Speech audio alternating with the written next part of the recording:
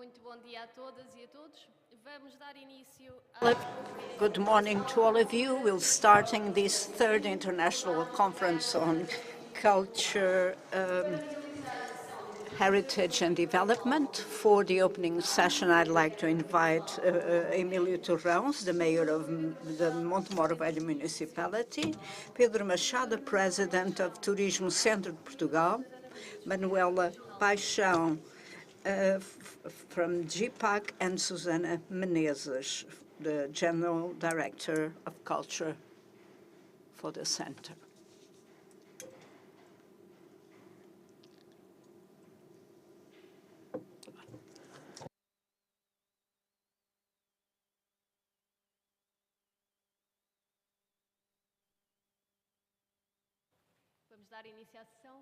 Shall we start? I'd like to give the floor to Emílio Torrão.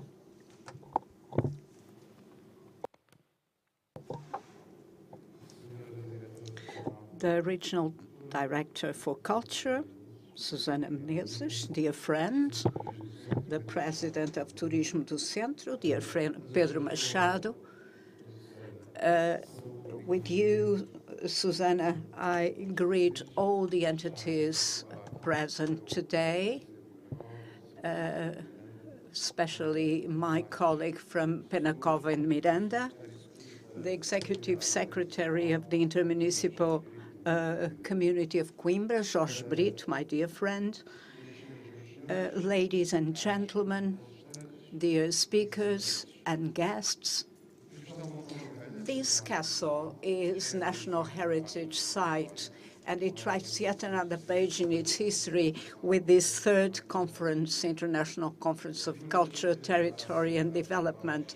So giving visibility to territories and relevant heritage of the Centre Culture, the Regional Director for Culture, with the support of the Turismo Centro de Portugal and the municipality, have chosen this magnificent castle to discuss strategies, agendas for culture, both nationally and internationally, for the next decade, will be discussed. So I thank you for giving visibility to this territory through this conference, of which we're quite proud.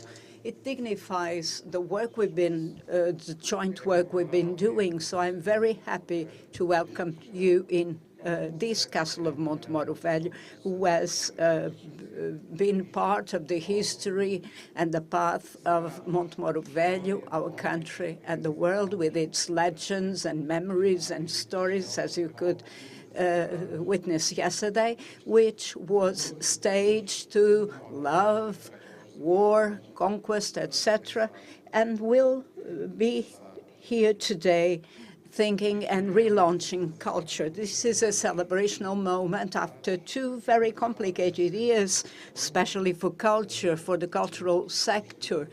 They were a true challenge for all of us, the community and decision makers, agents of the cultural sector, etc. We had to find new ways of making a living in society. So I'm happy also because we can celebrate this moment in presence.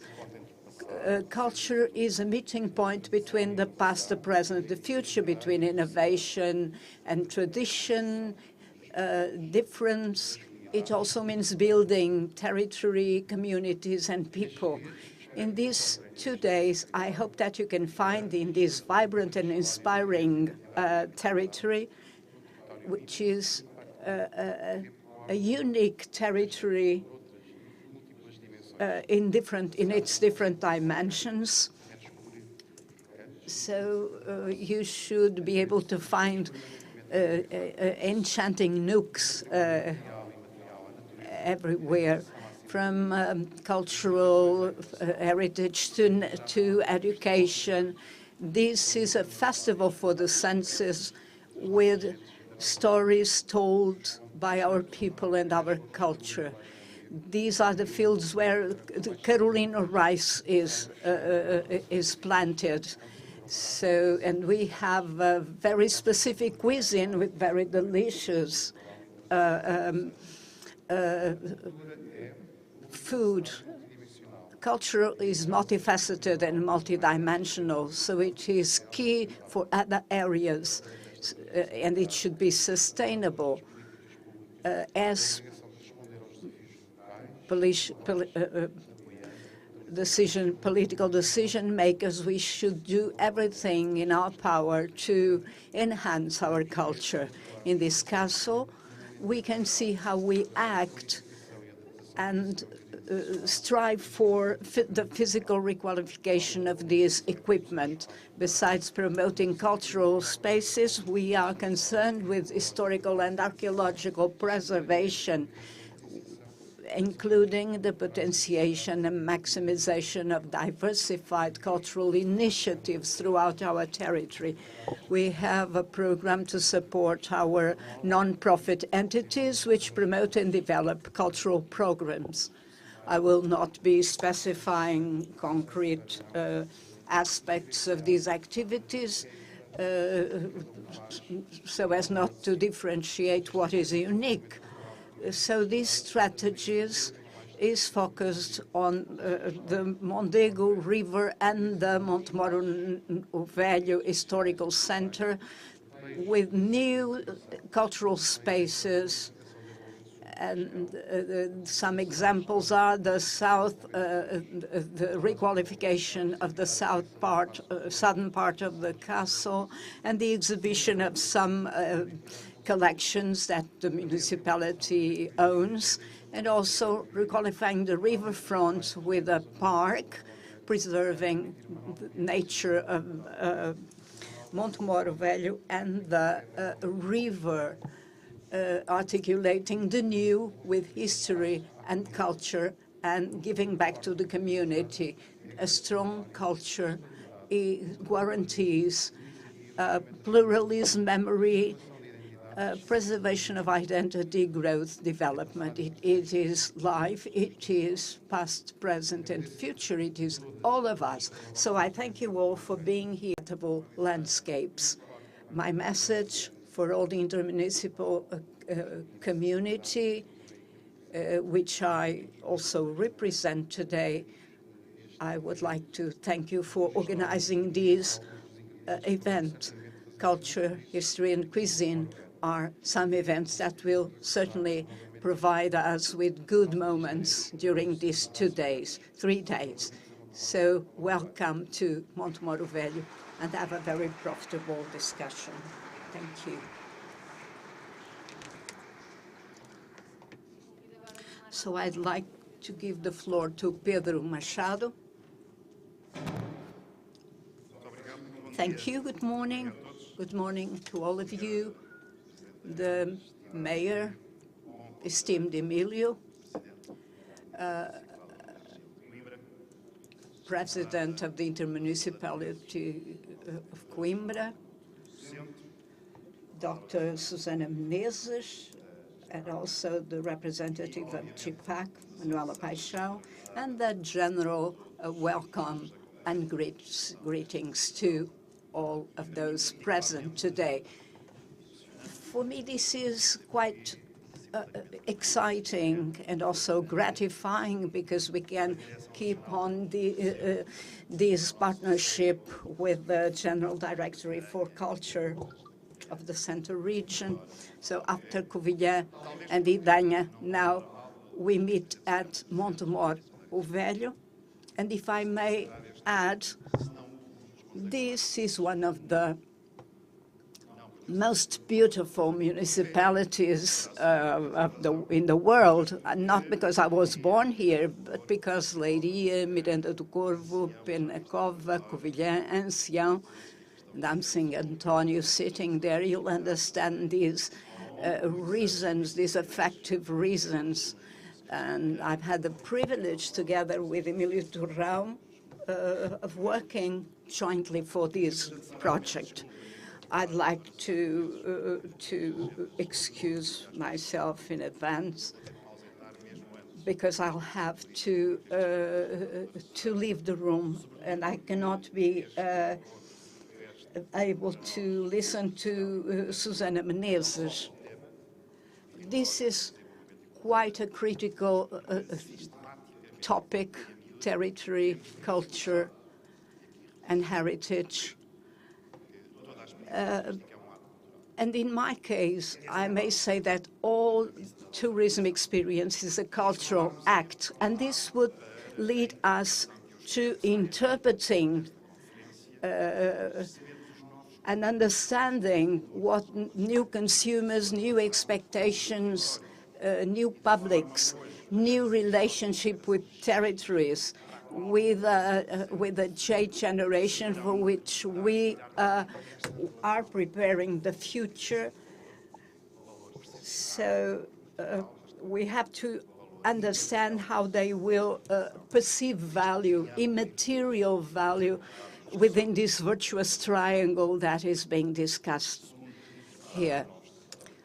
Second, interpreting new territories, especially global challenges. We've been used for decades to interpret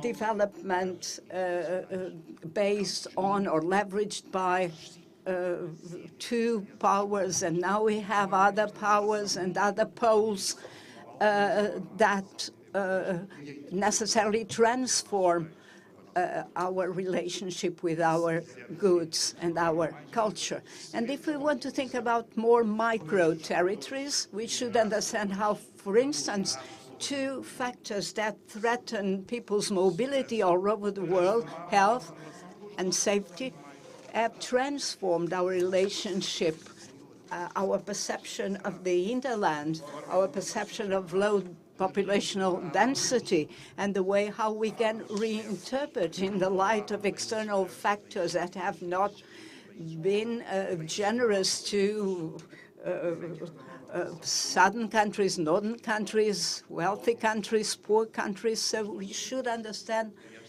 in all these conditions how all this can be reinterpreted. So I'm sure this will be a very exciting meeting. We have excellent speakers. I'm seeing some friends present who I know are interested in these topics and have done a lot for culture. So this relationship, our relationship with Turismo do Porto is also an excellent one, and therefore we have the perfect recipe for, and I'm using this metaphor inspired by the mayor's words on food a while ago. We have all the ingredients to have an excellent session and an excellent discussion. But I'll have to be in three places today, in three different places. So again, I'll ask Susana Menezes to excuse me for leaving earlier. I'll be looking forward to knowing about your conclusions and findings, and so I wish you good work. Thank you.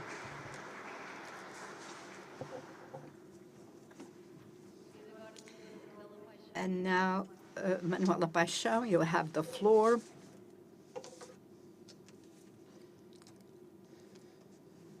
Good morning, dear Mayor of Montemor-o-Velho, the President of Centro de Portugal, the Regional Director of the Centro, Susana Menezes, dear speakers and participants. On behalf of the GPAC, to greet this third international conference, Culture, Territory and Development, emphasizing the fact that I was so excited, or the GPAC was excited to be able to be part of the organizing committee of this conference. The the role of culture as an engine for cohesion and development is important in this discussion, and we'll be witnessing some cultural initiatives that have been grounded in local approaches and aim to respond to a set of global challenges. These, all of us, civil society, cultural entities, etc., are organizing interventions to attain the 2030 agenda, contributing to a fairer, more inclusive world. We have also been organizing work in this domain, trying to involve all the organisms under the Department of Culture to mobilize the 2030 agenda. JEPAC and the municipality of Elvas are now representing Portugal in implementing the UNESCO pilot project on thematic indicators for culture within Agenda 2030. So under the guidance of the UNESCO experts, we've been compiling information from stakeholders to assess and monitor the contributions of culture to implement the goals of Agenda 2030 for sustainable development. There will be a panel on this topic this afternoon, and it was coordinated by JEPAC. So we believe that this conference has all the conditions to bring cultural agents together and to approach through constructive dialogue the sharing of experiences all over the national territory. We believe that listening to local authorities and cultural agents will teach us how new ways of leading us to the goals and challenges of Agenda 2030. JEPAC has sought to use these pilot project experiences to translate into applicable methodologies. And this is the perspective under which we're building from the action plans and initiatives a strategy for alignment with Agenda 2030. I would like to thank our hosts at Castelo de Montemor, the national and international speakers, and the general public who has been showing so much interest in the challenges of Agenda 2030 for culture and the territory. So I hope that this will be a very fruitful seminar and meeting for all of us. So Susana Menezes now has the word. Good morning to all of you. Welcome to the third International Conference of the Regional Directorate for Culture, dedicated this year to local approaches to global challenges. And allow me to greet the three entities that are present in this opening session and who were our partners and, may I say, accomplices in this year's edition.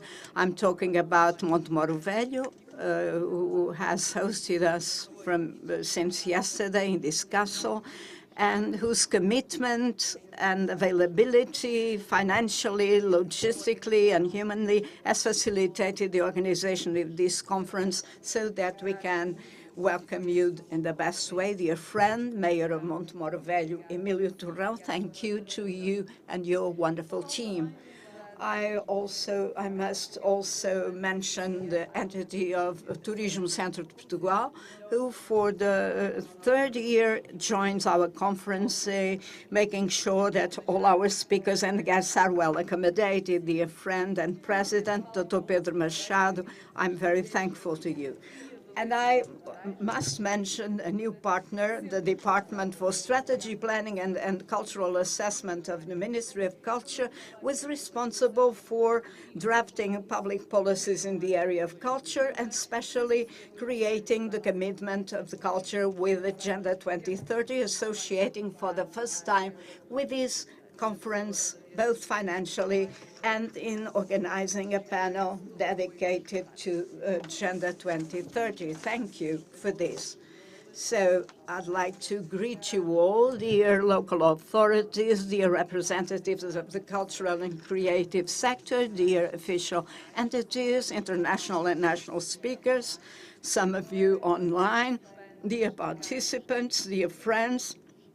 Thank you for joining us again in this conference and joining in the challenge to jointly reflect on the future of culture, art, and heritage in our region in the next 10 years. So making culture take center stage in this debate on territorial and societal development. This cycle of conferences aimed to stimulate a broad discussion on different governance topics in the cultural and heritage domains, introducing and exploring new concepts and paradigms, new modes and models of acting, and new forms of understanding culture, heritage, and art within territorial development strategies. For that, in 2019, at Direção Velha, we are focused on the strategic challenges of internationalization of territories through culture and art. In the same way, in 2021, at Covilhã, at the heart of the debate were the necessary conditions for development and streamlining of structures that enable creativity, aiming to promote cultural ecosystems which are resilient. In 2022, our challenge is even bigger and probably more urgent because we wish to focus on the ways our culture can have a relevant culture, locally and regional, in responding to the urgent and pressing challenges of the present with their global scale. At a time of intense society changes, which became more acute with the COVID-19 pandemic, war with Ukraine, and the number of global factors which include migration, poverty, inclusion, equality, access to health, amongst other urgent topics. And here we aim this year to analyze the role of public organizations, state, regional, and local administrations, and the ways of conducting cultural public policies, and also to question and highlight the practice of the cultural and creative sector, as well as the mindset and behavior in terms of society that best respond to all these transversal challenges. That is, the idea is to use these 2 days to discuss and analyze localized solutions for necessarily global problems.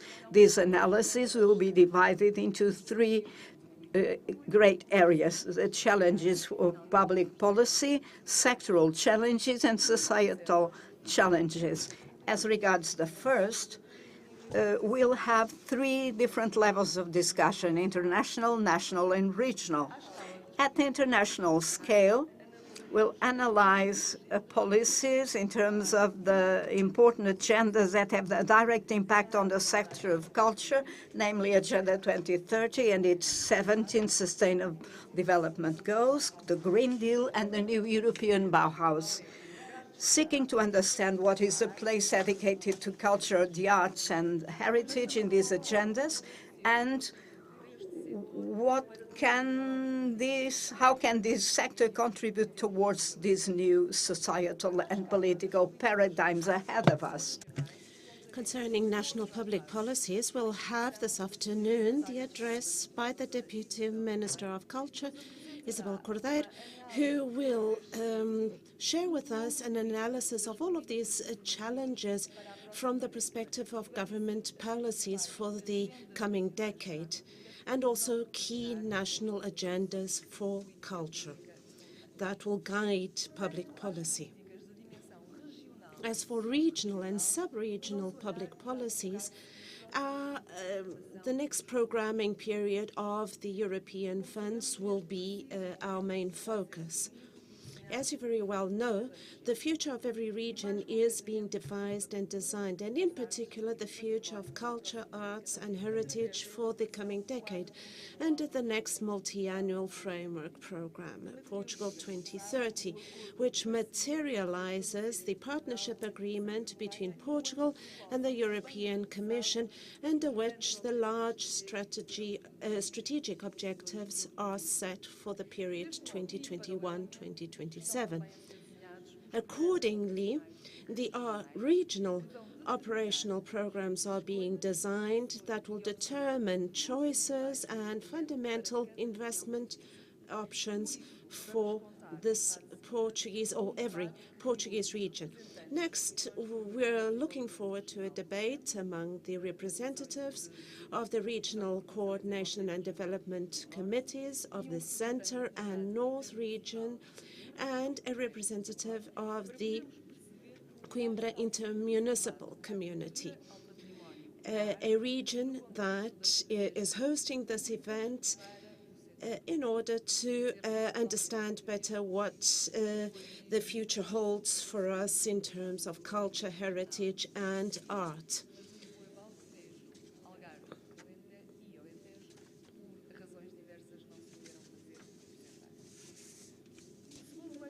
The second thematic axis of this conference are the sectorial challenges, and here we intend to address two main topics. In the light of all of these documents and national and international agendas, how can cultural, artistic, and creative institutions and organizations adjust their models, practices, and processes to these new global trends and demands? On the other hand, how can we link cultural needs with other sectors, institutions, and financing needs? The last discussion that will be held in this conference will be societal challenges, where we will try to understand the role of culture, art, and heritage in the context of the challenges that our communities face. We'll be addressing concrete examples of how culture can position itself in face of global challenges. And more specifically, we'll try to address environmental sustainability issues and also matters and topics of social inclusion and individual and collective health and well-being. Tomorrow, we will end our conference with a last panel on that will address our vision for all of these topics.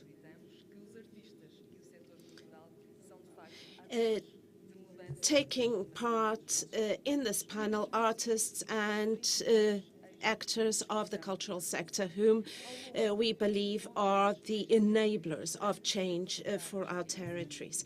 So during all of these panels, we hope to be able to address questions, doubts, experiences, exchange visions that can provide the Centre region with better outlook of cultural policies for the future, for the sustainable future of culture, art, and heritage in our region. It's up to all of us, participants, delegates, and speakers, to contribute to the debate and construction of public policy rationale that embraces the key challenges of our near future. But equally, as UNESCO supported in its recent document, Culture in Times of COVID-19, Resilience, Recovery and Revival, that we promote the value of culture as a public asset across the board through intersectorial collaboration and approaching with a holistic approach to the essential needs of the sector, while supporting the creative and cultural sector in a changing world. The cultural, artistic, and heritage sector finds itself in a critical moment. But this is also, as UNESCO highlighted, an extraordinary, exceptional opportunity to drive strategic, sustainable change. But for that, we need to mobilize public organizations, public and private organizations, and civil society to create the necessary conditions for the recovery and a more sustainable, resilient, and prosperous future of the sector. With this aspiration in mind, we leave you with the last primary challenge of this conference. In your folders that you received when you checked into the conference, you'll find a questionnaire with only 2 questions, which we ask all speakers, delegates, participants to answer. And of course, there are no right or wrong answers, but from your answers and the conclusions that will be drawn from this conference and the 2 previous conferences, we in the Centre region of Portugal intend to draft the Declaration of Principles for Public Policies of a Regional Dimension. We will call it the Montemor-o-Velho Declaration for Sustainable Cultural Policies, to pay tribute to our beautiful Montemor-o-Velho municipality. And we would very much like this declaration to become a commitment of our region to the founding principles of public policies, sustainable public policies that will guarantee the future of culture, art, and heritage in the central region of Portugal. So we call upon your active participation in the development of this Montemor-o-Velho Declaration. So we would ask you to put then into a box your contributions. Concluding, I wish you 2 days of excellent, intense work with your participation in this conference and survey that will result in the Montemor-o-Velho Declaration that will be signed by the different stakeholders in the process. This will probably be a structural moment in this conference, if you all take part in it. There is no other region in Portugal with a declaration, or I am not sure. So we count on your participation in this aspiration. And yes, now to conclude, I wish you 2 days of excellent, intense work, of exchanges, intense discussion, all the while with plenty of joy and relaxation and enjoyment of this space and its surroundings. Once more, thank you very much for joining us in this reflection. Thank you.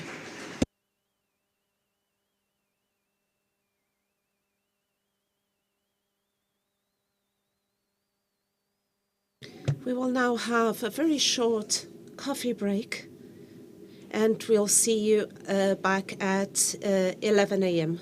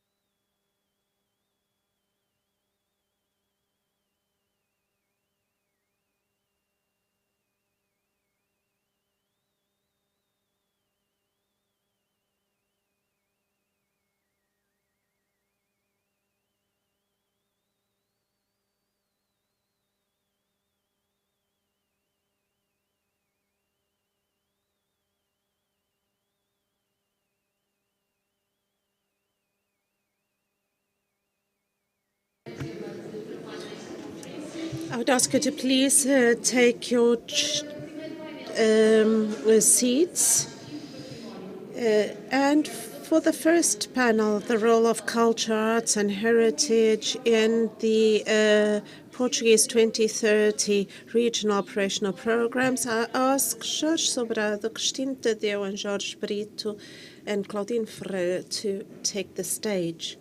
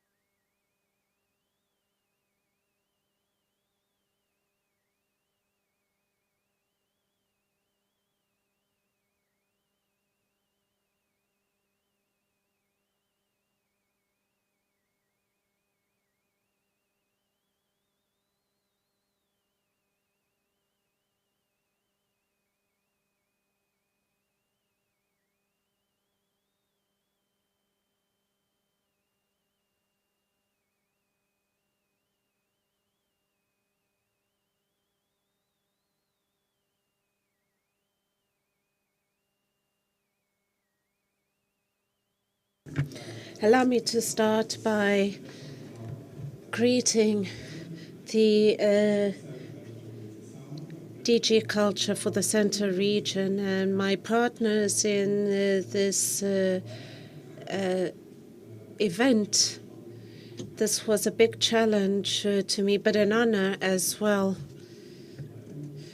It gives us who work in culture, who are enablers of culture, the opportunity to meet with all of us who are not part of this sector to participate and also to learn, because that is also the goal.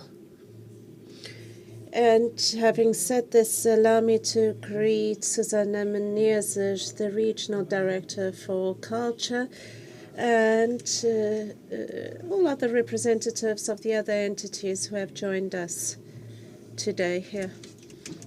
And special thanks to the Mayor of Montemor-o-Velho for hosting this event, welcoming us so warmly to this castle, which is an asset of this municipality, a strong cultural asset. I have a brief introduction to this session.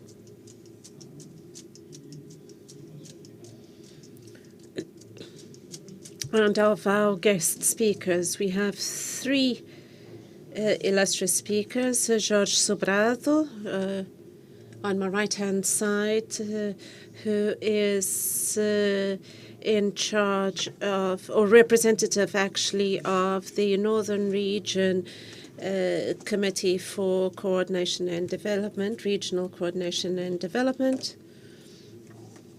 and who most of us are familiar with. Cristina Tadeu, who on my left-hand side is representing here the Centro region coordination committee, regional coordination and development committee. Jorge Brito, representative of the Coimbra region intermunicipal community, and also here holding the hat of representative of the local government power, and will certainly share with us his experience that goes beyond the territories of the Centre region. The topic that the organizers of this event called the role of culture, arts and heritage in the Portugal 2030 regional operational programs. The intention is to address questions like public policies as enablers of cultural and territorial development. So public policies and how they take part in the development of territories, and in particular the role that they award to culture. And how they influence culture, and how they design and develop cultural policies. And thus I invite you to think about also the links between regional and local policies and other scales with which they are connected to at the national and international level, because different aspects of people's lives, which are in one way or the other, are impacted by policies which may be occasional, circumstantial, but the fact is that we must realize that they are or they have quite a broad global scope nowadays. So I'll ask you to try and answer the following question: the link between culture and public policies, and that we address this link from two angles, which are somewhat different but interconnected.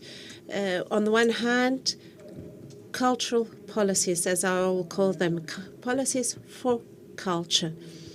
This is the remit mostly of the Ministry of Culture, the cultural DGs and regional committees for culture. So policies directed towards cultural activity. And then on the other hand, we have public policies at large, cross-cutting, which address culture in particular for our purposes today. So on the one hand, we have policies for culture, and on the other hand, we have policies with culture. And the starting point of this discussion, with an eye on the regional operational programs, which are regional instruments and local financing instruments. These instruments are today, or find themselves on this ambivalent border. So policies for territory with culture, and what happens to culture when it is addressed with an instrument that was set up not only for culture, and somewhat differently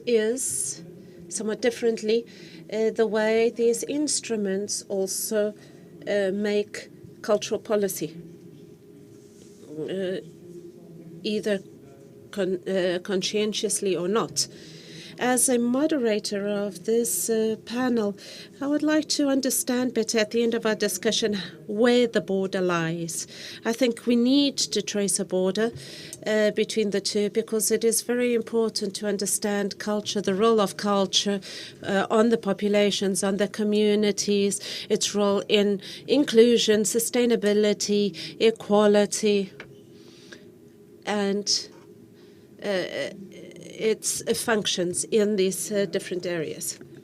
So I propose to you that we start by addressing these programs, in other words, regional policies for and with culture, and the role that they award to culture, with what purposes, the underlying philosophy, what they expect of culture when they invest in culture,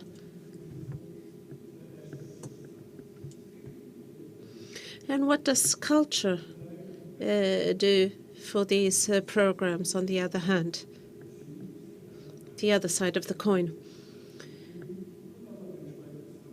When we look at the development of public policies for and with culture in the over the last 20 years, we see there is a trend, a very strong trend. 20 or 30 years ago, the political relationship with culture was based on cultural policies, policies that addressed directly culture. But gradually, we shifted to a different paradigm that reversed this relationship. Culture increasingly is put at the service of broader policies, policies with culture. And we find that in the structure of funds, both the financing of culture at the local level of municipalities, but also at the regional level through the operational programs or the operational plans. The early first operational programs or plans included only marginally culture.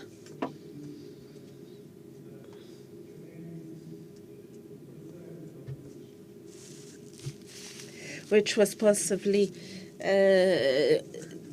created many challenges for cultural players, but gradually culture gained more space, conquered more room under the umbrella of our reflections about the future for the country, which included culture, the creative sector. And what is the creative sector? And I think we also find that trend nowadays in the developments in the financing structure of the cultural sector, increasingly focused on policies with culture and less on policies for culture. And I would ask you to think about all of this from a more pragmatic perspective. So, having said this, I now ask our three speakers to please start by summarizing, no more than 5 minutes, to please start with some introductory remarks, and then to please tell us how these instruments, the regional operational programs, or what they have for culture in the next few years. So what is the culture? What is the position of culture within these operational programs? And from the local government perspective, what do the local governments intend to do in terms of promoting culture in our territories? I'd ask Cristina Tadeu to please start, followed by Jorge Sobrado and then Jorge Brito. Thank you. I'd like to thank the General Directorate for Culture for the invitation to be here. And the news we heard a while ago on the Montemor-o-Velho Charter will be extremely important to be developed in the future. I would like also to mention the fact that this meeting is taking place at Montemor-o-Velho, because this is quite an interesting municipality from the perspective of cultural heritage. This is an icon of Montemor and the Centro region, the country, and the world. We're at the Montemor-o-Velho Castle, which affords this beauty we can all see, and it looks very beautiful. It's very beautiful because it has been founded by operational programs regionally, betting on its requalification. The challenge is indeed quite comprehensive. Firstly, And I will again say that the front line is a policy for preserving the building heritage. We have many monuments in our region. They've been classified as national monuments, and some of them have not been classified, but they need intervention and protection because these buildings are heritage from centuries back, and we have a duty to preserve them, to keep them, and to leave them in good condition for the future generations.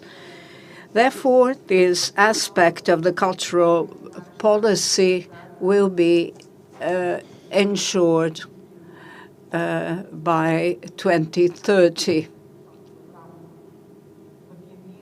There will be mapping, as happened in the community framework before this, with strategies that will come from the OP to municipal strategies. And this is the front line of this relationship that will continue. And it's a line that has been supported from the beginning with visible results. But as I say, the general director agrees with me that we'll still have a lot of heritage building to be requalified and protected. So this is the first aspect. A second line of action regards culture and cultural events, immaterial cultural events.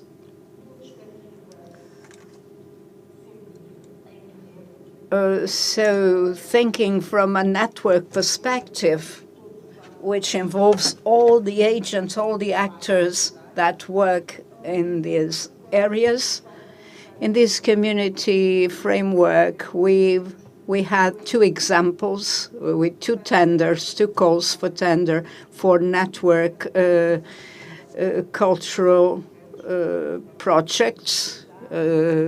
One during the pandemic, with projects having time to mature, etc., and then, or the first one before the pandemic, and the second one during the pandemic, where we understood how important it was to support cultural activities, because we all felt, some more than others, that cultural activities froze. I think that's the right word. So our operational program opened a line of funding for this type of projects, cultural event projects. It was a very successful call. Everybody involved. I believe that this type of initiatives can help us draw some lessons regarding what's the best way, what's the not so good way of planning for the future, because we'll have this line in Portugal 2030. A third aspect,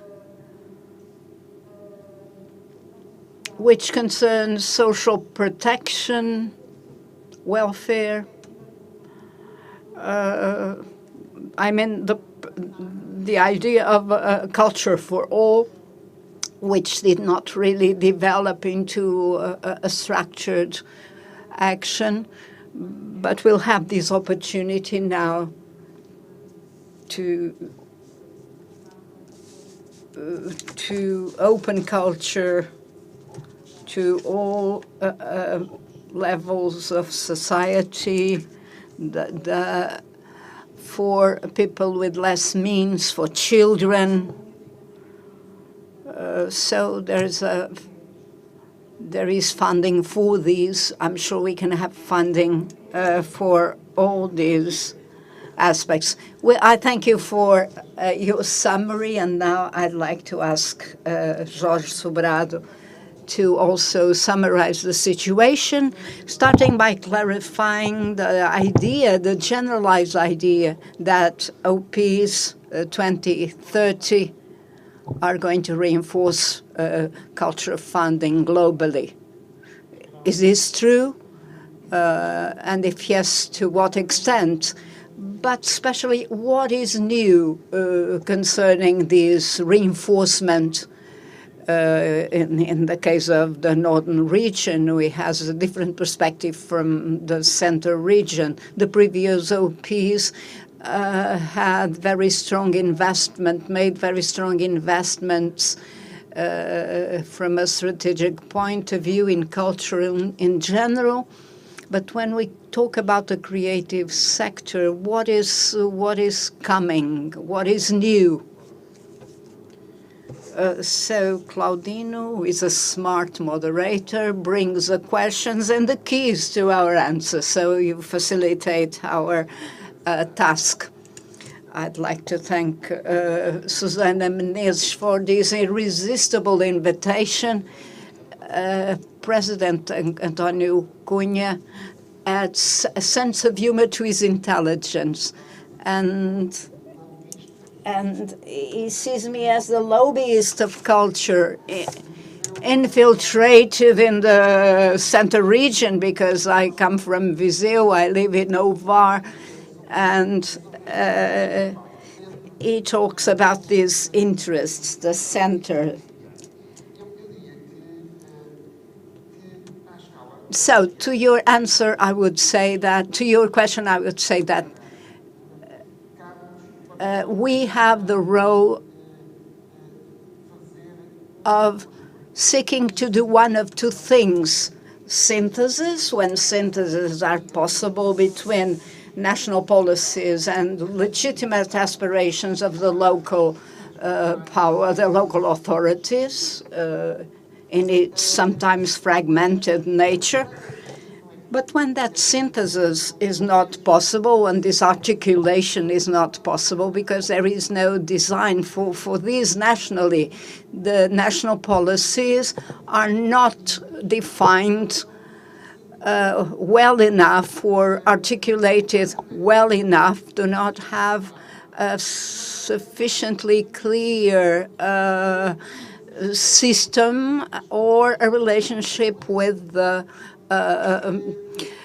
strategies of, the CCDRs in collaboration with the regional entities for culture or for tourism, etc. We have to invent these because there is no synthesis to be drawn. We have to create one. So this should be our role. Last Tuesday, I was working the whole afternoon with the president of the Directorate for Culture of the Northern Region, and we tried to do this exercise, not entirely speculatively. We've been working in these areas for over 20 years. We were trying to do a finer programming of the activities. So whether it be a synthesis or an invention, if I may call it so. So there is much wind in the north, and, there are three problems which we must try to solve. The first one is what our regional director for culture said. It was, we have to bring culture to the heart of public policies. So if there is some criticism in my words, this is a self-criticism. Culture was peripheral, marginal to the programming of the community European funds in the last few frameworks. This does not mean that we didn't have money for culture. In the northern region, and the thing is, the problem is not the money. Are we going to have more financial means? I hope so. I am really a lobbyist, a culture lobbyist, so I hope that we'll have more money. That was my job to find more money for culture. But this was not really an issue of money. We had 120 million euros for culture and heritage. This is not bad, but we aspire to have much more funding.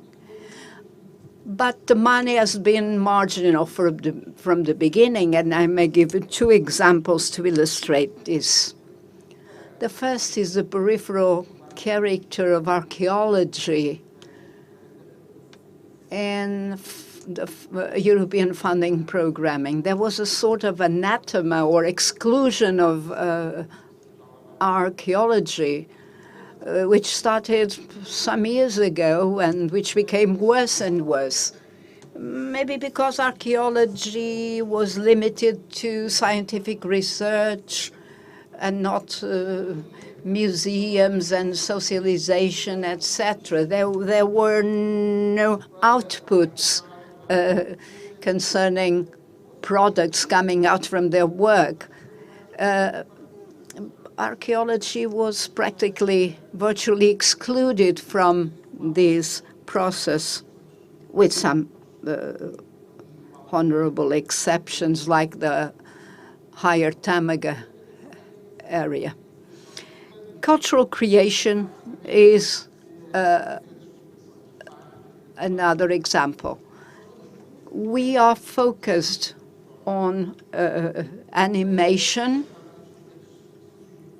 and, the tools came, suddenly. There are some tenders, and they finance 100%, they fund 100%, and we have 2 or 3 months to take care of all these documents. But it has to do more with animation and almost nothing with creation. So when we defined policies and programmed the instruments, we forgot to think about the chain of culture and chain of creativity. So animation as the so-called output, which you can translate into numbers, festivals, hotel beds, etc. So culture has been marginal. And again, I'll say that this was not a problem of money, because 120 million for heritage and culture, we cannot complain. But it was not adequately planned and programmed.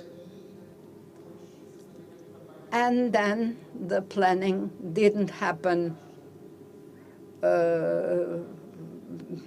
was not well dealt with, because everything was reactive rather than rationally planned. The other problem is the fragmentary character and the labyrinthic character of the system of support to culture. There is a whole constellation of support tools, of funding tools. It's not just the opportunities generated by general funding that provide support to culture. We have DG Arts, the General Directorate for Arts. So there's a set of public fundings managed by the Ministry of Culture. We have community programs with initiatives, which are community initiatives managed directly from Brussels, like Creative Europe. We have some municipalities like Viseu, that generated regional programs for funding culture and the arts,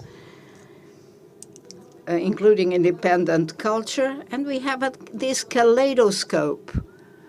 It sought to be very generous, although hasty, trying to help everybody and respond to all the needs. But we don't have a system per se.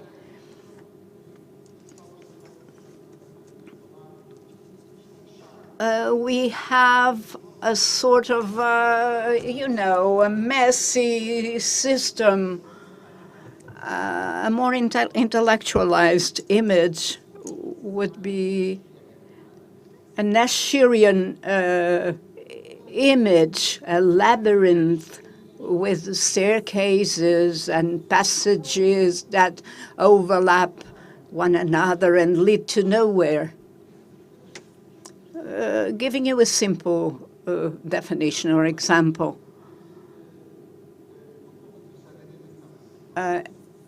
From the perspective of low-density animation, there is a set of initiatives that overlap. So in Viseu, structures having to do with ethnographic groups, they try to support these cultures too so that they can survive. But it would make more sense for municipalities dealing with proximity aspects. And all of these instruments, or almost all of them, reach everyone, and they're not organized amongst themselves. So let me interrupt you. Regionally, shouldn't it be easier to do this concatenation, to this articulation from the CCDRs or regional bodies and other entities that claim this autonomy? So what is lacking here? Is it dialogue between municipalities and the CCDRs? This is going to be based on goodwill, on, individual goodwill, because there is no system. I have to be very clear here, and there is the absence of a system. There are no structured policies. There is no policy for funding instruments that are articulated. I do believe in that regional potential. This is the scale at which we can either make a synthesis or, as I was saying, invent a synthesis. And that is why I spend many lunchtimes and many hours with Laura Castro, the director for culture, to try and converse about this. But it depends on the individual goodwill, because there is no system, no underlying system that is prepared to host this discussion. So at the regional scale and among municipalities, some things are done. For instance, bi-monthly meetings between different municipalities of the same region to draw the intermunicipal action plans, which have to have this regional or local scale. And there are people who can speak better than myself on these. They can make this synthesis of aspirations, plans, and articulate them with a regional strategy. And to conclude, the regional program North 2030 says that culture is as important as water, as having water at home. And saying this in such a clear, unequivocal way is not usual. This is an essential good. This is what our Northern 2030 strategy claims. What we have to do again is not find more money, but rather think about reinforcing the creation ecosystems. We're focusing on programming instead of preparing and training talents and how to organize them. In some sectors, as we all know, there is lack of power and lack of opportunity. The audio-visual sector, for instance, is a sector where such talents as literature, filmmaking, theater, marketing, sound, music, and the audiovisual system finds no expression in the national or even the international markets. So we must think about the different creation ecosystem. And I've said that the program can be very well planned, but it should not lack having a service, a system that can monitor, observe, and assist the sector. So a sort of counseling department for the sector, a sort of Google Maps for our labyrinth, for the labyrinth in which we find ourselves. There are tenders for this, tenders for that, rules for this, rules for that.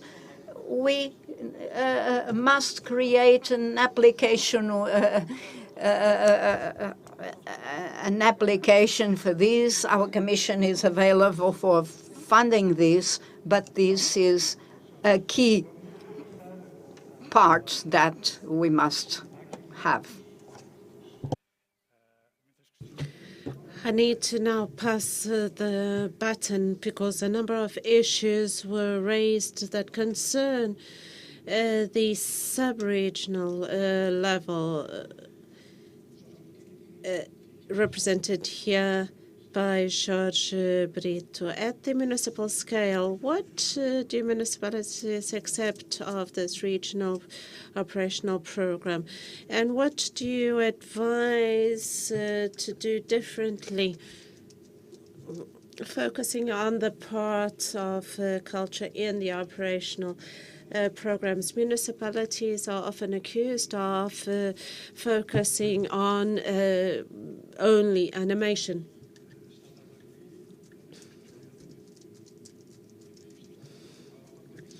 Which Jorge Sobrado mentioned, which I actually saw also as self-criticism. But is it true? Is it often the approach at the community level? Thank you very much. Good morning, everyone. In particular, the regional cultural director, Susanna Menez, and I would like to also thank the organization for addressing to me the invitation to take part in this discussion panel. I would also like to greet Cristina Tadeo, who is my colleague on this journey, has been so for many years.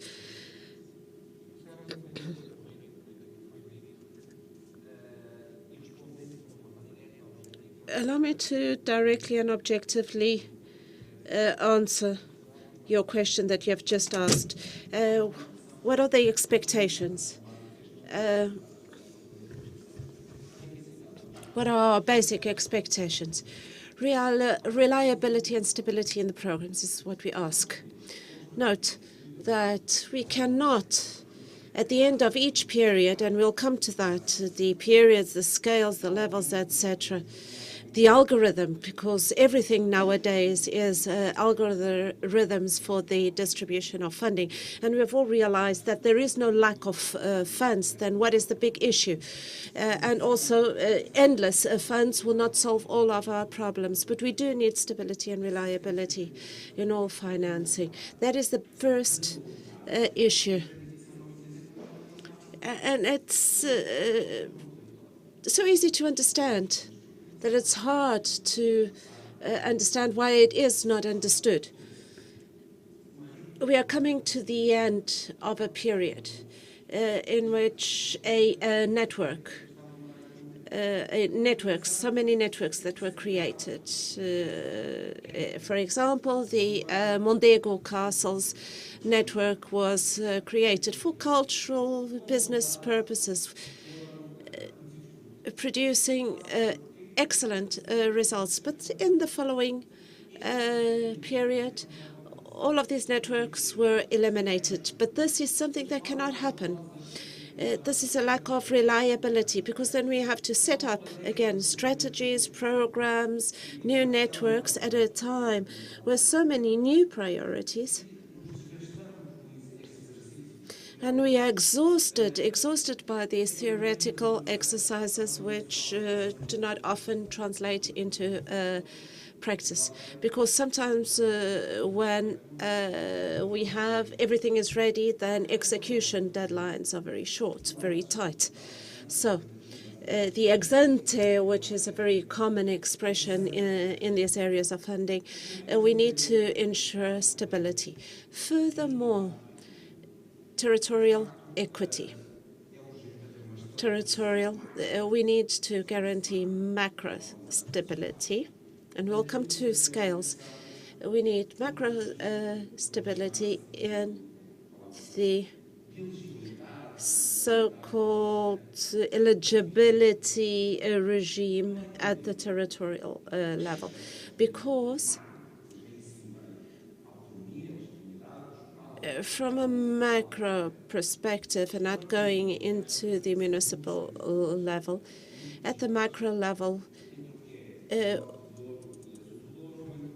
north of Douro or south of Douro, north of Tejo or south of Tejo is not always very clear, but are regulatory boundaries that are established and often create asymmetries at the territorial level, creating challenges in financing and a number of other cascading issues and challenges. Of course,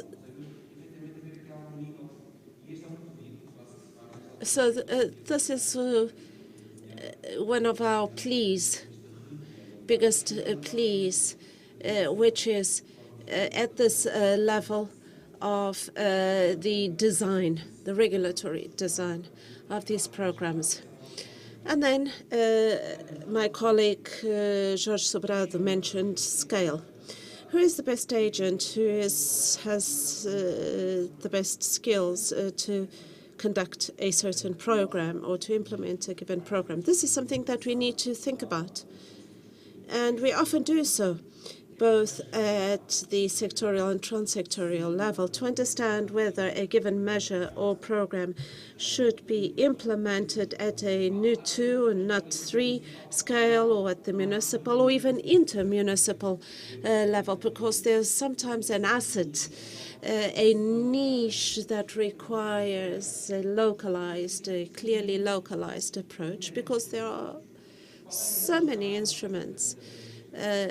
So what is the best scale to ensure a transsectorial, trans-silo approach? We try to adopt a NUT 3 approach, because in doing so we managed to go and get funds from different instruments that are specifically addressed to culture, but not only. In our territory, there are at least 3 dimensions as far as the strategy that our mayors adopted for the next century, which are heritage, cultural heritage, natural heritage, and artistic activities. So this dimension that we call our users to enjoy is tightly linked. So you saw outside this chapel, there is an invitation to bird watching. The fact is, these different dimensions are all interlinked, very tightly connected. And then there is the issue of multi-funding. But I won't go into that because we are currently discussing the regional operational programs, which are fundamental instruments for the development of our territory. But we also need to look at other opportunities and other windows that open up to us.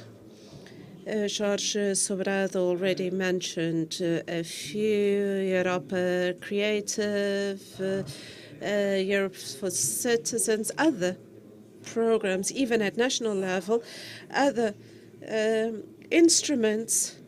The resilience program has a cultural component and which might be very relevant at the regional level. So what is the best scale for bringing all of this together? We, at our scale, at our level, on a daily basis, on an ongoing basis, we try to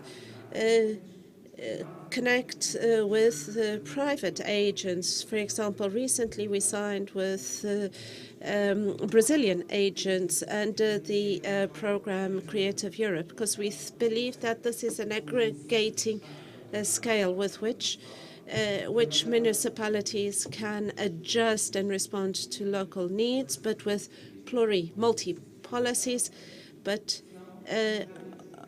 on reliable grounds.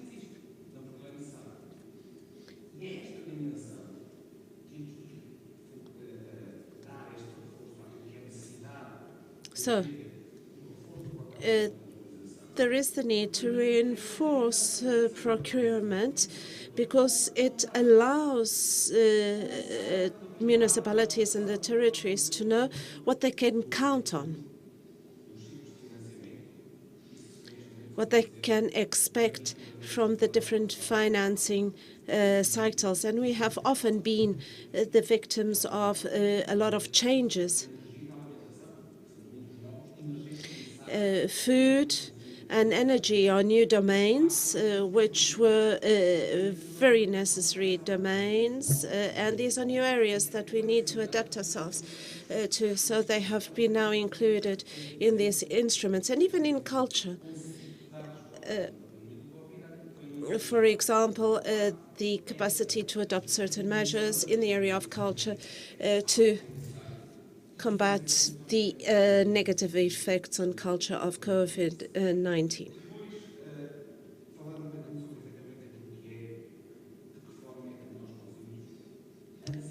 And how can we predict, anticipate trends, the European macro agenda? And sometimes this is quite a very anguishing task. We are trying to manage our heritage, ensure its enjoyment, but we need to do a bit more than that. In this context of the European heritage agenda, it goes a bit beyond that. It goes into other societal areas and their impact on culture. For example, the impact of climate change on our monuments. For example, the impact of tourist pressure or the absence of tourist pressure on a territory.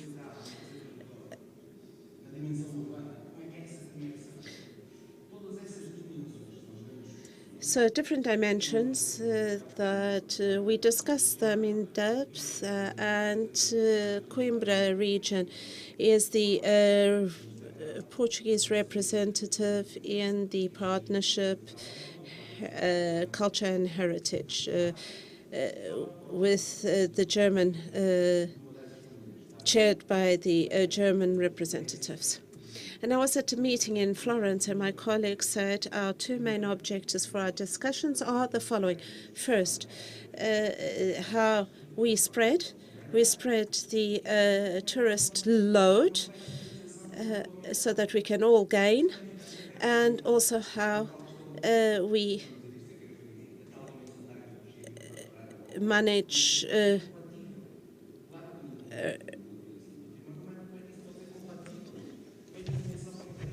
the regulatory dimension, the regulations. Not a question of financing, but how an increase or decrease, because there are some parts where there are decreases in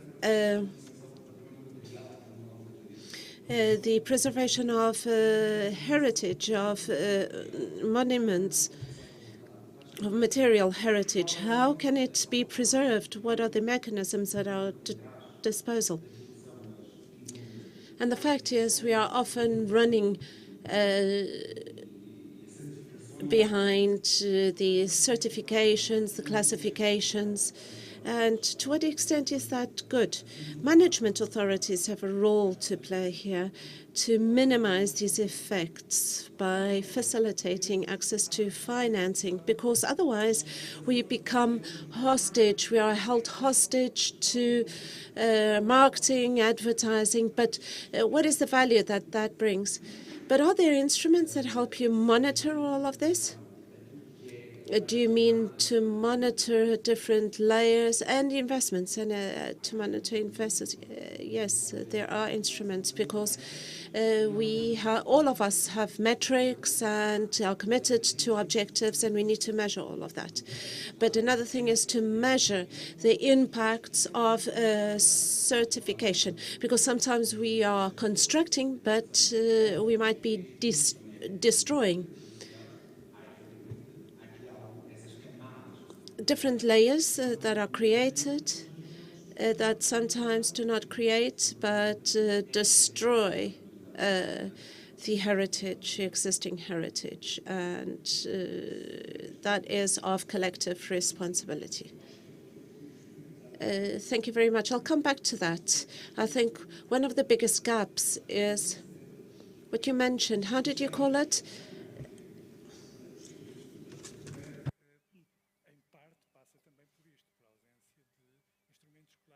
The messy situation that you mentioned. I'm not talking about measuring the humor, the spirit of cultural agents, but I would like to know, for example, to what extent the previous framework programs were evaluated in terms of the effect of its concrete managers. Christina mentioned the networks.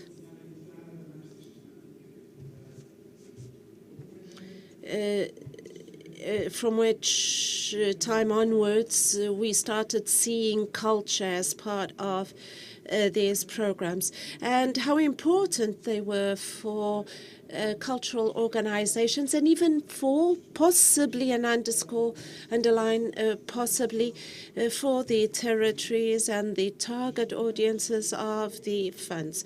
But there were some pilots, measuring pilots, internal, but at the institutional level, there was no ongoing culture of monitoring, of having monitoring instruments to measure the results.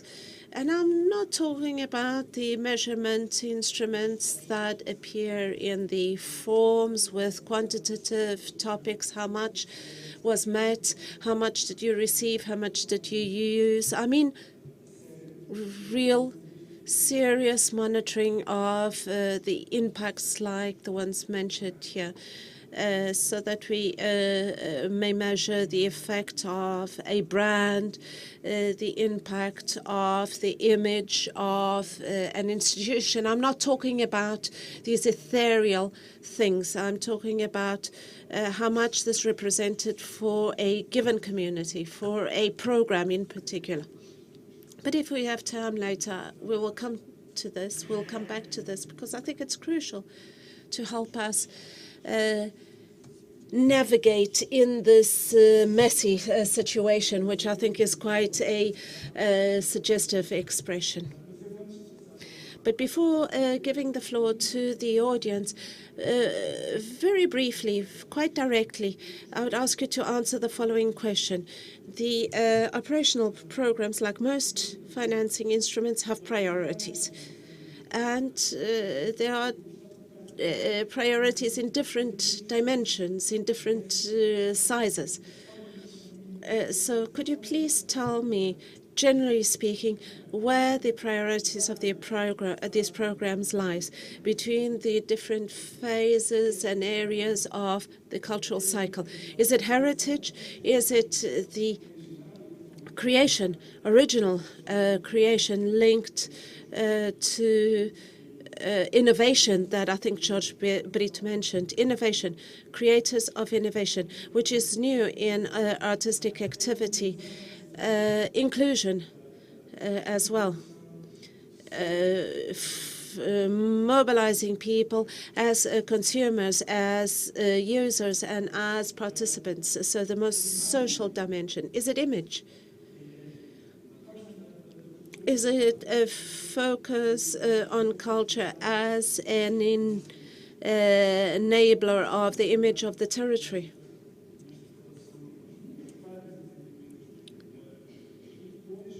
And then, at the intersectoral level, where does the focus lie? Is it in the incentives? Is it culture and education, culture and tourism, culture and the environment, or culture and health, which are the main areas that are pointed out and that the regional director also mentioned? So tourism, education, health, environment. Or admissibly, you might say, we don't have a priority. That is also a possible answer. I think it's all of the above. Well, no, you can't say that because that is the absence of priority and strategy. Well, our priority goes to, clearly, heritage, of course, and education as well.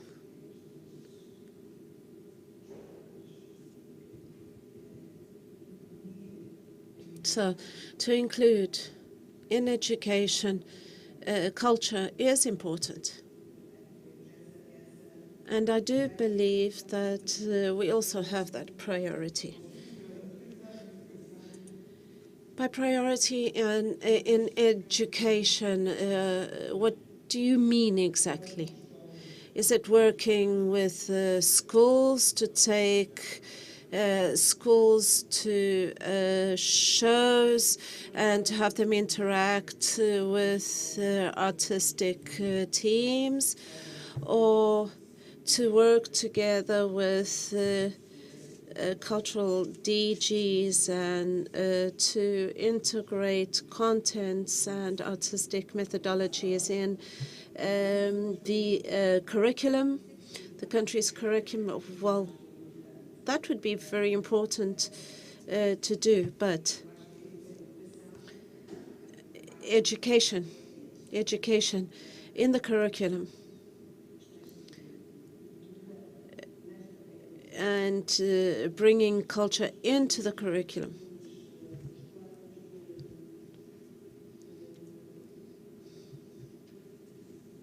To the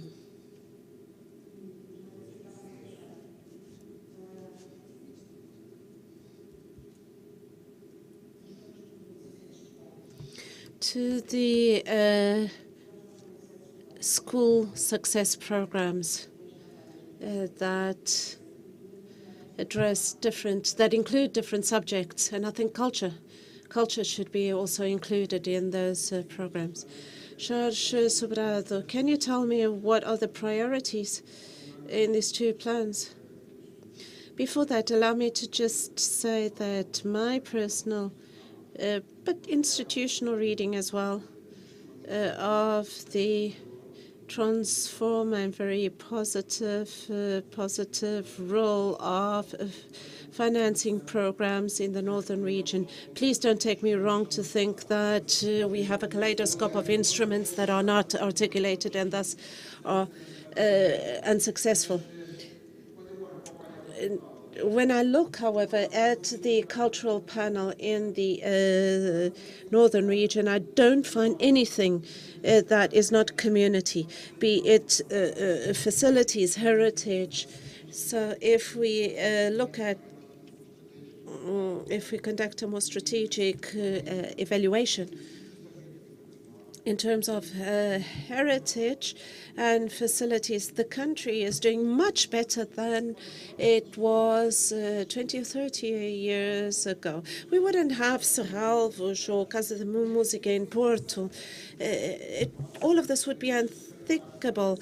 And heritage, so many monasteries and churches, it is absolutely incomparable. Funds transformed the cultural and heritage landscape of the country.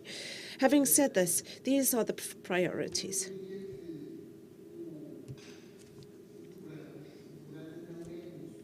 A program is not an executor. It should be a panel of instruments based on the diagnosis of the region, but must be relatively open because the region is quite broad.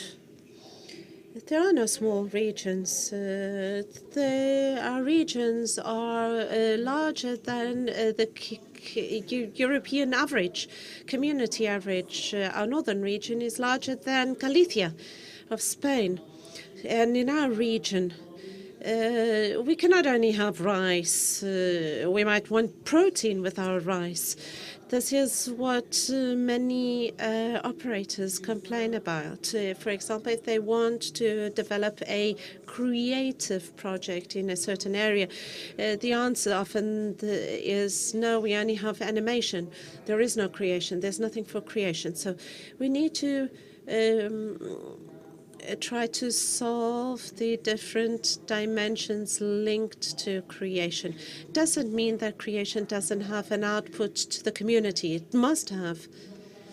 But it cannot be too focused on the purchase of the show. So one thing, I was also a chancellor for culture in a municipality, so I also purchased and ordered shows. But through those shows, we need to foster, enable creative networks, ecosystems. We would like, for example, to open up a window a window to creation centers or creative projects. So less focused on the purchase of shows, but more focused on the creation in Portugal. So yes, funds have changed our heritage, our landscape, our facilities. But if I ask you, what was the cultural creation that resulted from these funds? It is very hard to identify one of a national scale.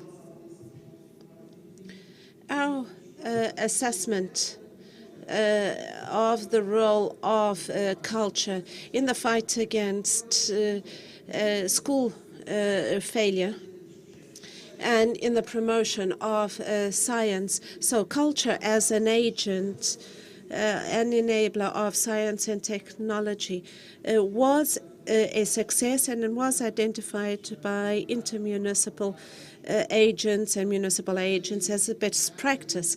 So both in the area of education, and we also want more culture. Culture, of course, will also be to support routes and heritage, but we need to rebalance it by creating, including a component or incorporating a component of creation.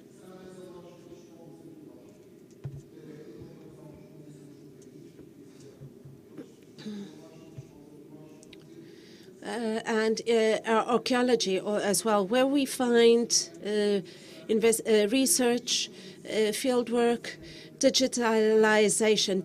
Digitalization is also a priority because we find it everywhere, almost everywhere, in libraries, in creation, in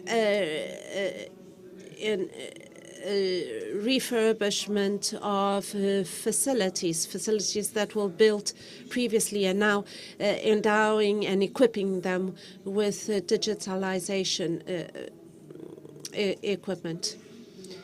So we are trying to rebalance our logics, possibly with niche offers, but making it more diverse for a large, very diverse region that wishes to be a large cultural European region and creative region.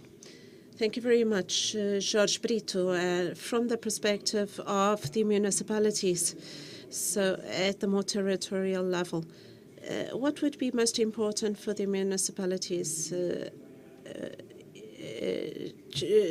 Have you also identified priority areas in the operational programs, or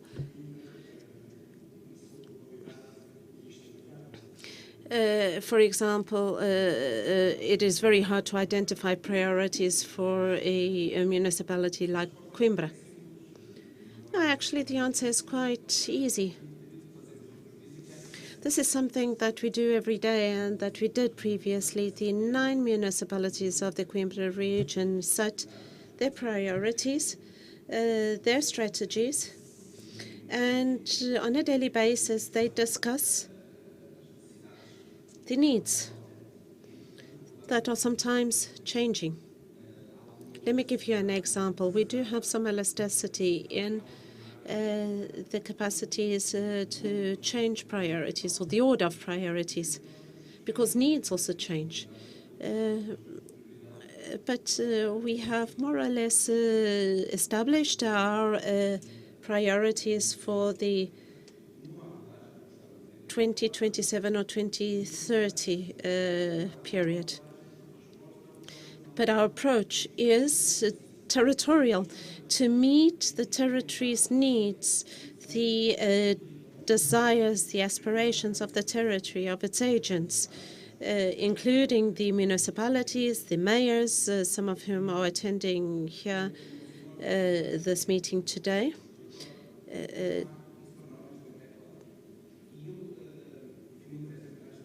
And I conclude by highlighting 5 consolidated objectives.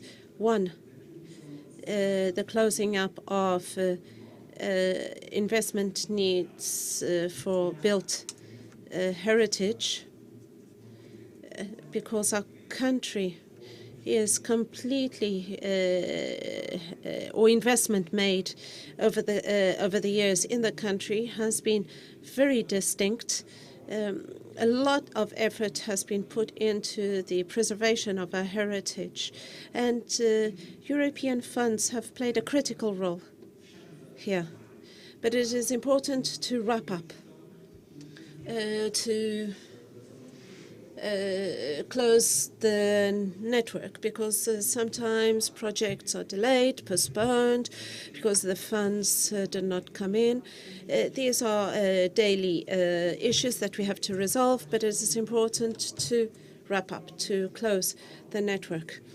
And some of the heritage is exposed. For example, the impact of flooding on the Santa Clara Church in Coimbra that is buried and often impacted by the flooding river. And then there is, on the one hand, preservation, and the other hand, the experience, the heritage as an asset that can be sold. So that is a different dimension of heritage, and soon we will be presenting a number of exercises conducted using digitalization. And last but not least, mechanisms that will support agents in local creation. This is extremely important to ensure access mechanisms, because they are often directed to agents that do not belong to the territory. So we need to respond to territorial needs. Sometimes these instruments do exist, but they do not respond to the needs, or the agents do not have the capacity to use them. And last but not least,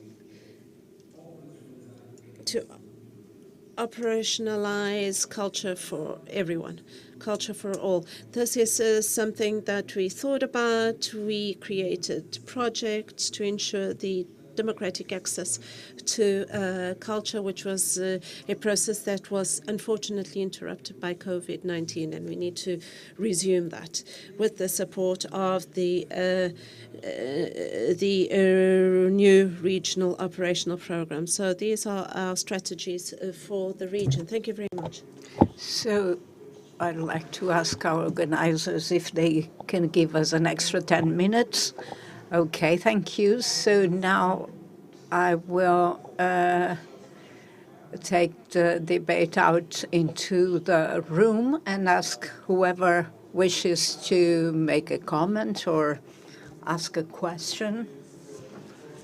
Please identify yourselves, and please be very short in your dialogue with our three guests. So, microphone, please. Thank you.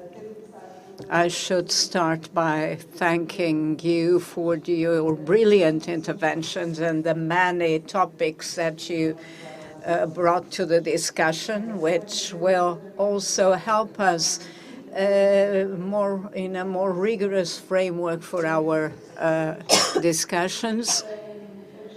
But the Centro region was the first one. Alentejo has done this already. So the first to do this diagnosis assessment of Centro 2020 concerning only cultural policies, and this analysis was made through the eyes of the territory itself. We have 77 municipalities. We have all our intermunicipal communities and the creative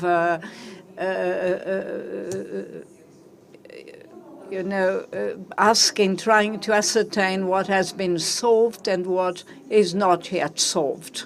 And this had to do with the expectations of the territory concerning the new community framework.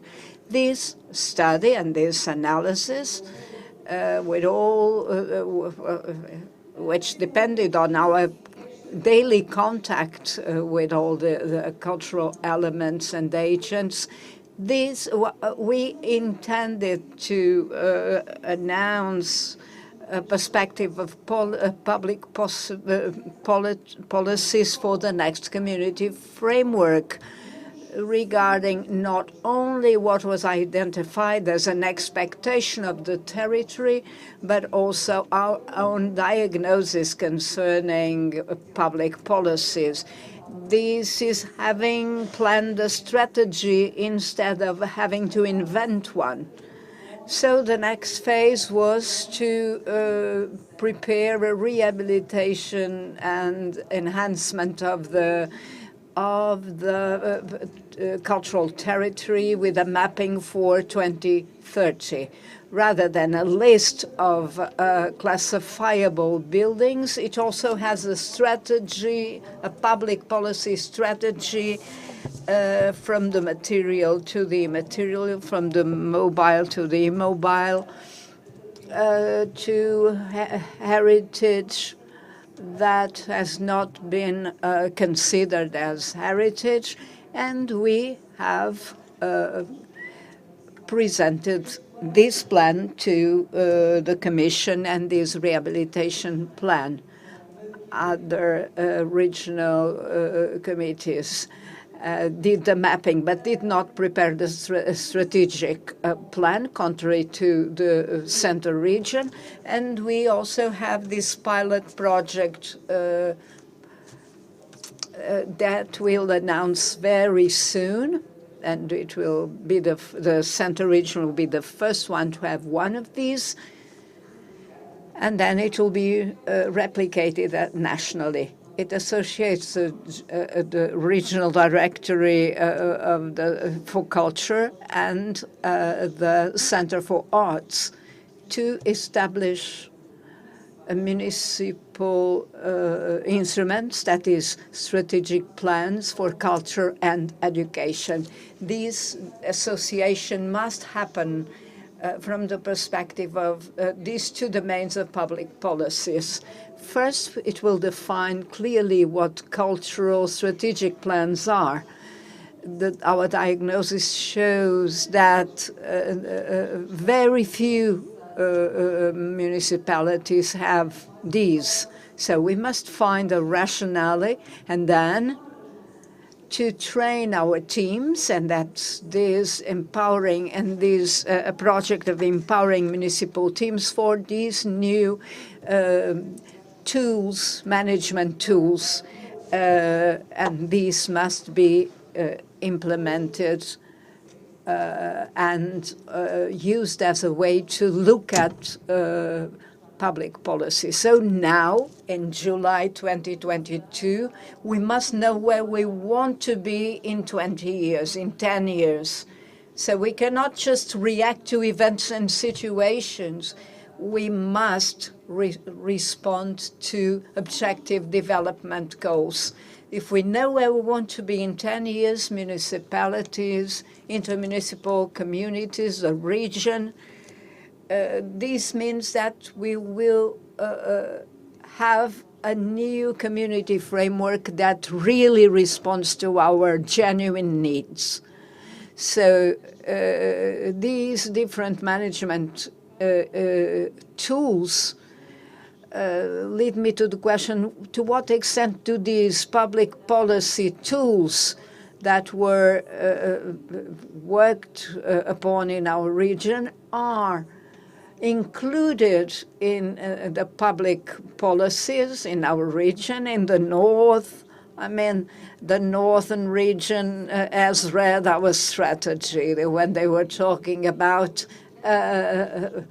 these educational poles, etc. But to what extent do these projects that, or these aims that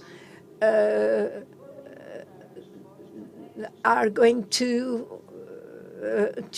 be echoed in funding instruments that will be needed for them to happen and develop in the next 10 years? So maybe another question from the audience, and then our guests may answer. I'd like also to thank you for your clarity and your honesty in dealing with these issues.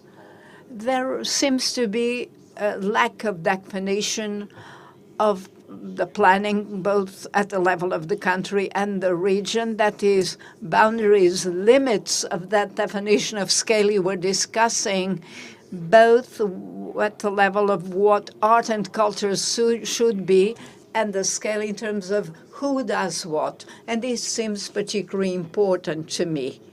One of the two questions is who can eventually launch this definition so that everything no more depends on the goodwill of municipalities and general regional directorates. And this leads me to yet another question. It is very important to define this because we know that there are territorial inequalities concerning health, access to culture. We know there are municipalities, many of them, where training for art education and access of children to education is nil. And this definition of scale concerning cultural and artistic boundaries and limits and the definition of who does what is key for these inequalities to be solved. In many places, and why does this happen? A child does not have the same access to culture as children, for instance, in Lisbon do. So many municipalities have, in fact, studied this. And that's all. Thank you. So first answer, I am sorry I didn't see you. So please, I didn't see you, really. I apologize. Good afternoon. I'm Catarina Saraiva. I'm an independent agent of the territory with an association for artistic residences. So I work within the area of immaterial heritage. My first question is for you, the moderator, Claudino. Why must culture be associated with a priority? That is the first problem, the need to associate culture with some area. Culture must be a priority in itself. Otherwise, we instrumentalize it. And everybody who works in arts and culture must follow policies that they don't understand.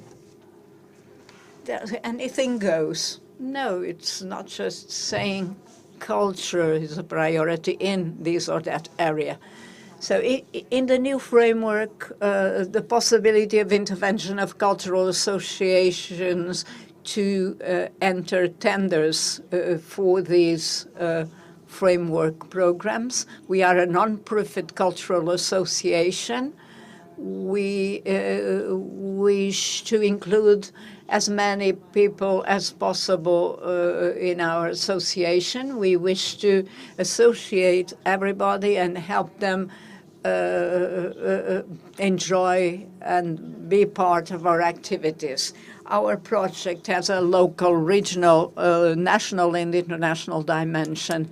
That is, we resort to local funding, not regional funding, because we can't, and national and international funds. The issue of the need, especially in the north, the access to many structures to community frameworks, and these structures use them. I'd like to know the situation regarding the Centro region. But what are infrastructures without content? That does not exist. Material heritage must be associated with immaterial heritage. Support to creation was yet another issue, another topic. This means setting aside numbers. How can we educate cultural policymakers to stop dealing with culture, with numbers, with figures? how can we change criteria and assessment variables for projects which have no numbers to show. They have processes to show.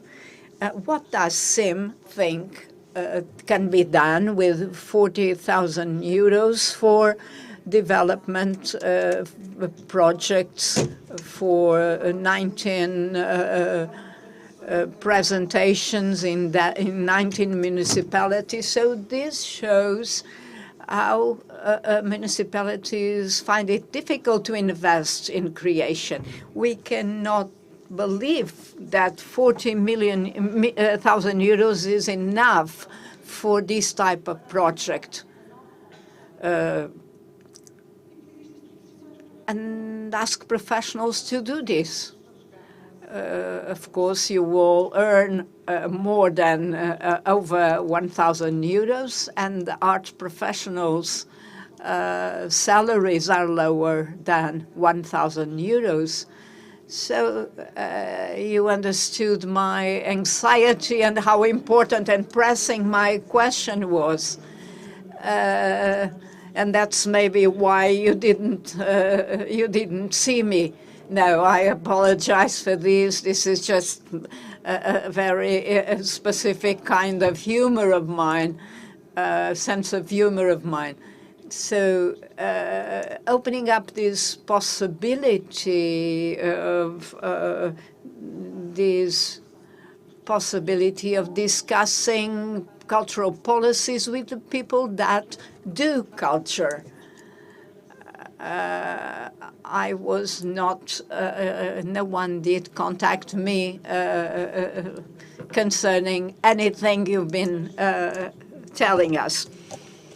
So let me just say a few words and then give the floor to our speakers. I will not be responding to you because this is not my job today. I'm here to ask questions, but I thank you for your question, and I will pass it on to our three speakers. For myself, concerning my relationship with culture, this is a key issue. It's an issue that we tend to avoid because there is no general answer to give. But this is in fact critical. And the cultural agents and artists are the ones who have to ask this question and fight for the answers. The question is, does it make sense to define cultural intervention strategies where culture should be intersectoral, that is, having aims that go beyond strictly cultural aims? What does it make? Why is a project more important? Because it has educational aims, or it enhances the territory, etc., rather than just create, disseminate, share culture.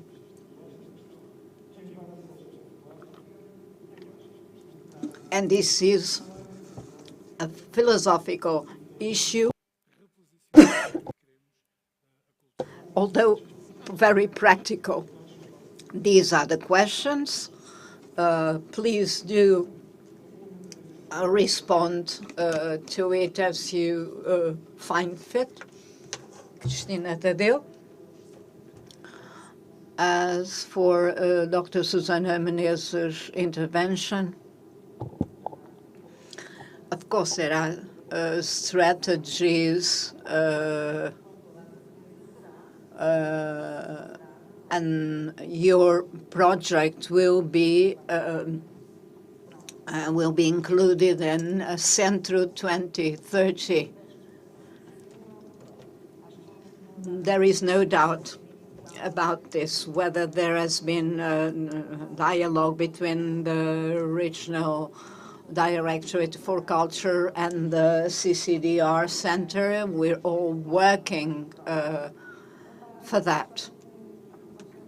As for the question of culture in education, I find it surprising that many children have never participated in a cultural event, and we have to change this. And Centro 2030 does have an axis where this type of project will be included and funded. I believe that, although I speak for myself, we're all very sensitive to these issues about children who have no access to culture. We've had many cultural programming projects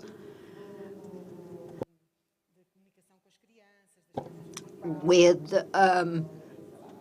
that include visits by children, the opera in heritage had an educational component in schools.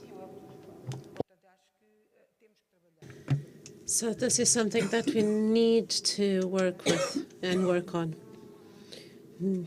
I don't have any doubts about that. As for the question from the lady at the bottom of the room, non-for-profit cultural associations in the cultural areas already benefit from the 2020 and will also benefit from 2030. There are also already benefiters. We have supported some projects of some of these associations. No? No, but let's discuss it afterwards. Perhaps you had some issues in your association, but in regulatory terms, you're already beneficiaries in regulatory terms. So essentially, these are my answers to the questions. And trying to answer all of the questions very briefly, allow me to begin with your question, Professor José Muniz. That is the only way of doing programming, by incorporating knowledge produced either by our DG Culture. It conducted a study of perception. So it wasn't really a complete study, but it tried to assess gaps and needs that were not met by the funds. Gaps, weaknesses, failures, where things did not go very well. And some time ago, we held a workshop with about 70 programmers, cultural operators, institutions, municipalities. And when we carried out the briefing of the meeting, we had already received the conclusions and findings of that perceptions study, and we addressed those at that workshop. This is an ongoing process that is always constantly being revived and updated. Culture, I think, does have a voice. It has conquered that voice, but it needs these instruments and these documents. And somebody asked, how do we educate politicians? How can we policymakers, not politicians in particular, but policymakers. How can we educate our policymakers? Somebody asked here. Sometimes we say culture needs to justify itself, but this is the world. We can't change our world. We need to reform it, educate it, do lobbying, try to lobby. For example, every month I speak to my regional culture director,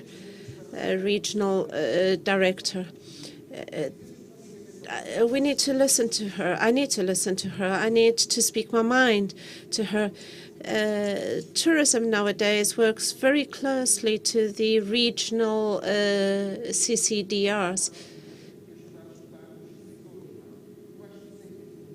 That is fundamental. In terms of the objectives and priorities for culture, my colleague from a cultural association said something that I wish to revisit. One thing doesn't exclude the other. Of course, culture needs to have priorities, but they must be relatively broad, because culture must be addressed as a system, so we cannot have a very closed, very restricted hierarchy. But having come to this day, we need to acknowledge that there are bigger gaps, objects that require more means, more attention. There is one thing that funds will never solve, one thing, and that is they cannot function by cycles, because projects last for about 2 or 3 years and then they are closed, and then there is a half a year where there is nothing, or for a year. And sometimes we have no funds, and the new funds have not yet arrived. So we look at an empty pocket, and we don't see any money coming our way. We have been saying this for more than 30 years. So in practice, what does this mean? Yes, funds need to support a robust ecosystem, but we need, for example, this is what we did in Viseu. We need staff who were teachers before or working in other areas to dedicate themselves to artistic activity. And there, the link between good, solid projects that receive community funds and local governments that guarantee there are no gaps, no trapdoors where these professionals all of a sudden run out of funding, because we all need money to live. So there must be a close relationship, a close link between the different stakeholders in the system. I'll be very brief. So we are getting hungry, and there is a challenge to be launched here. And structural funds are important for these.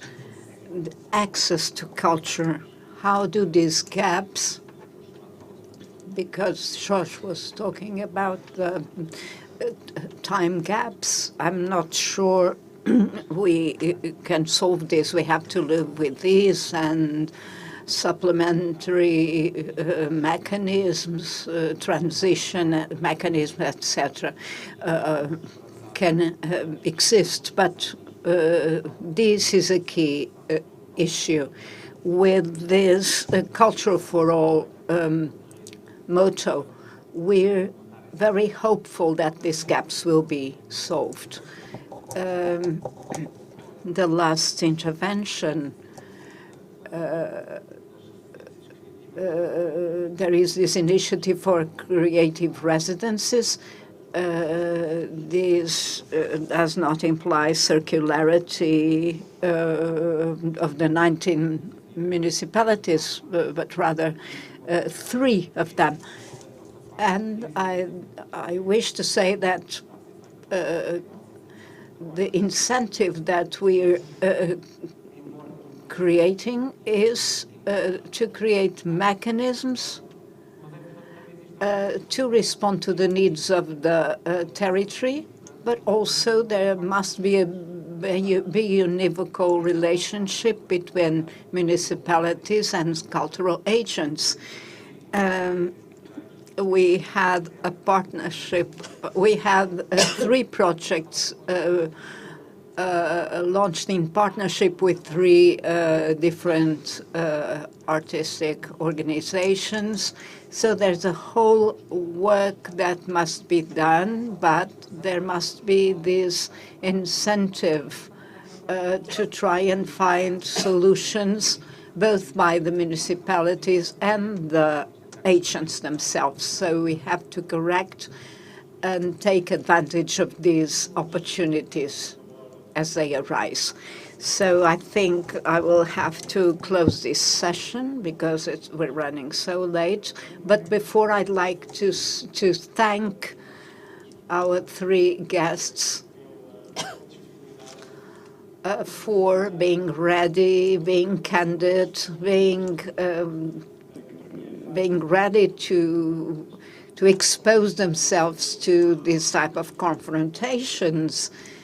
They have to answer for what they believe in and what they represent. So I have great expectations for this discussion and the discussions it will generate. So thank you for your collaboration and for your patience with my meanderings. So I have this frustration that we're just beginning and we should go on, but this is a positive frustration.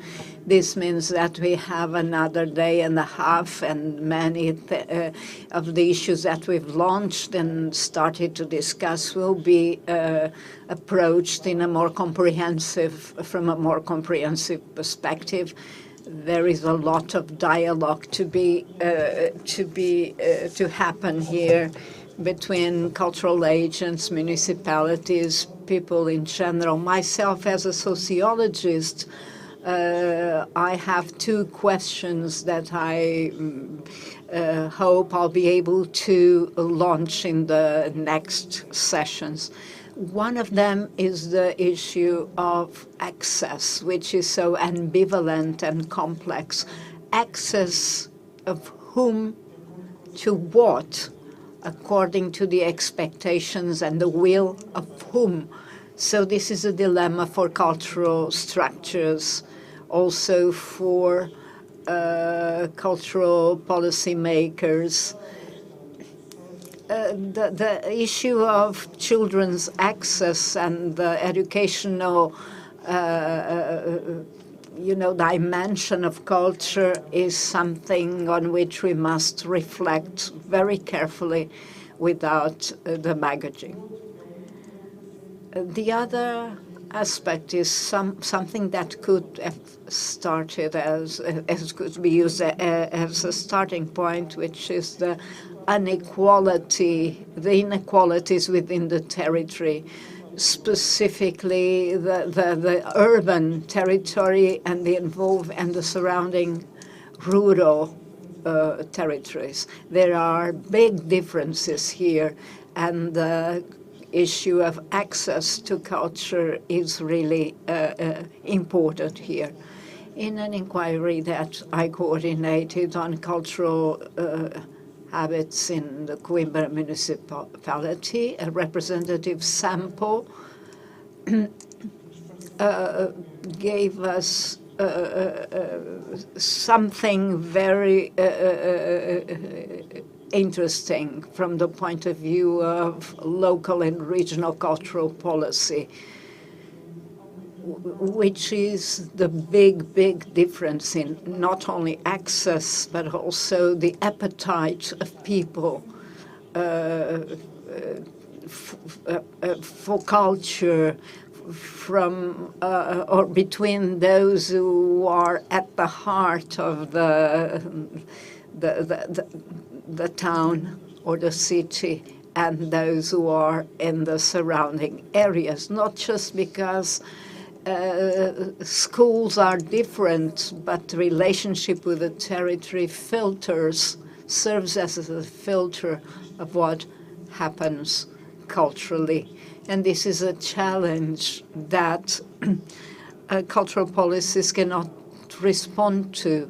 This is not solvable or answerable through general policies. It has to do with the people itself, the associations, the institutions, the cultural structures. And so I will end this session answering to a provocation. This is the way how we recognize or we acknowledge that the cultural sector's priority is that of being a cultural sector.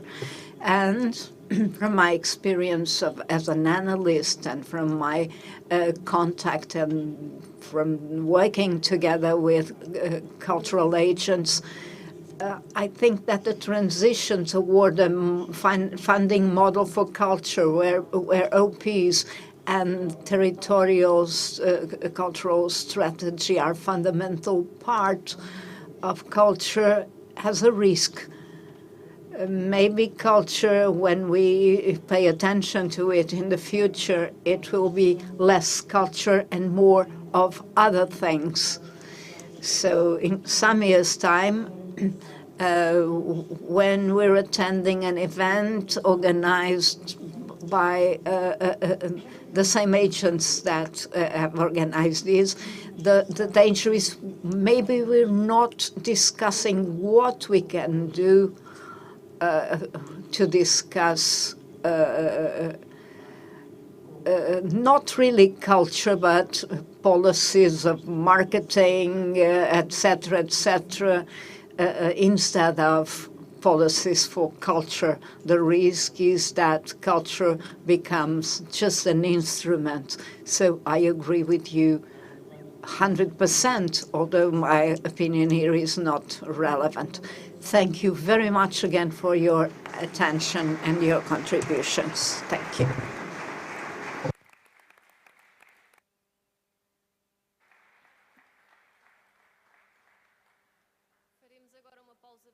We'll have a lunch break now, trying to come back for the first afternoon panel. So please be back at 1400.